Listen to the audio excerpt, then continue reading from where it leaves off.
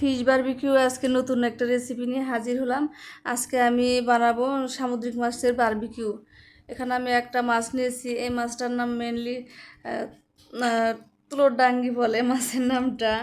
আমি অতটা ভালোভাবে জানি না। এখন আমি এই বারবিকিউ রেডি করার জন্য একটা বাটিতে আমি 3 চামচ টক দই নিয়েছি। দইটা ভালোভাবে ফেটিয়ে নেব। এরপর আমি এক টেবিল চামচ আদা রসুন পেস্ট দিয়ে দিলাম, পরিমাণ মতো লবণ, 1 টেবিল চামচ মরিচের গুঁড়া, 1 টেবিল চামচের কম ধনিয়া গুঁড়া, বারবিকিউ সস, 1 চামচের কম ফিশ সস দিয়ে দিলাম। আর দিয়ে দিচ্ছি বারবিকিউ মশলা, 1/2 চামচ দিয়ে দিচ্ছি জিরার গুঁড়ো, দিয়ে দিচ্ছি টমেটো কেচাপ, আর সামান্য পরিমাণে চিনি দিয়েছিলাম, সেটা স্কিপ করে গেছি। এখন এই মশলাগুলো আমি ভালোভাবে মিশিয়ে নেব। মশলাটা আমার মেশানো হয়ে গেছে। এখন এর মধ্যে সামান্য পরিমাণ তেল দিয়ে আরেকটু মিশিয়ে নেব। আসলে বারবিকিউ টেস্টটা এই মশলার মধ্যেই চলে আসে। মশলাটা যত ভালোভাবে মেশানো যাবে, যত মশলা দেওয়া যাবে, ততই বারবিকিউ টেস্টটা চলে আসে। এখন আমি সেই মাছটা নিয়েছি, সামুদ্রিক মাছ। এই মাছটা মেনলি নাম হলো তুলোর ডিঙ্গি। যতটুকু আমি অনলাইনে দেখলাম সেটাই হবে। এখন মাছটার মধ্যে আমি মশলা দিয়ে ম্যারিনেট করতেছি। এটা অনেকটা সময় 5-6 মিনিট ভরে ম্যারিনেট করে দিতে হবে। আমি যে এরকম করে কেটে নিয়েছি, সেই কাটা জায়গা দিয়ে মশলাগুলো দিয়ে দিচ্ছি। তারপর পেটের ভিতরেও চেপে চেপে মশলাগুলো দিয়ে দিতে হবে।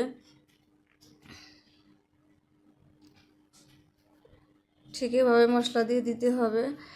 মশলা দিয়ে মাছটা যত সুন্দর করে ম্যারিনেট করবে, যত টাইম নিয়ে ম্যারিনেট করা যাবে, ওই বারবিকিউটা ততই ভালো লাগবে খেতে। আমার অলরেডি ম্যারিনেট করা হয়ে গেছে। আমি মিনিমাম আধা ঘন্টার জন্য রেখেছিলাম। ম্যারিনেট করার পর আধা ঘন্টার মতো রাখলে কিংবা তার বেশি সময় রাখলে বারবিকিউটার টেস্ট আরও বেশি ভালো আসে। এরপর আমি ম্যারিনেটটা ভাজতে চুলায় চলে যাচ্ছি। আমি এখানে কড়াইতে সামান্য পরিমাণ তেল দিয়েছি। আসলে আমি বারবিকিউটা মেনলি গ্যাসের চুলাতেই করব, এই জন্য আমি একটা এখানে ননস্টিকের ফ্রাই প্যান নিয়েছি। মাছটা এত বড়ই ছিল যে আমার ফ্রাই প্যানে ধরতেছিল না, উল্টাতে অসুবিধা হচ্ছিল। তারপরেও চেষ্টা করতেছিলাম যে পুরো মাছটায় যে বারবিকিউ করতে পারি কি না, দেখি লাস্ট মুহূর্তে কি হয়, করতে পারি কি না। কিন্তু এটা আমার বারবার উল্টাতে প্রবলেম হচ্ছিল।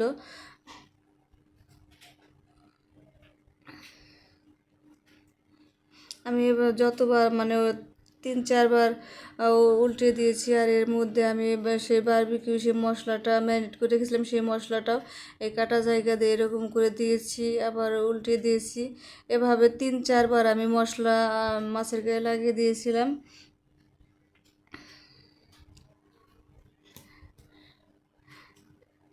আমার লাস্ট মুহূর্তে আমি আর উল্টাতে পারতেছিলাম না, মাছগুলো দেখতেছিলাম ভেঙে যাচ্ছিলো, এই জন্য আমি লেজের থেকে একটু কেটে দিয়েছি। মাছটা আমার পুরোটা কয়েকতে ধরতেছিল না।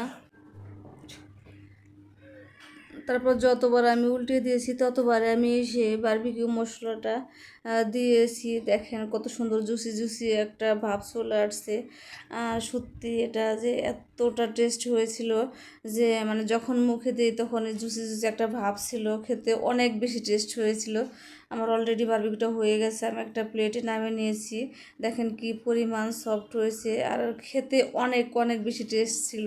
আমি যে চিকেনের বারবিকিউ করেছিলাম তার চেয়েও বেশি টেস্ট লেগেছিল।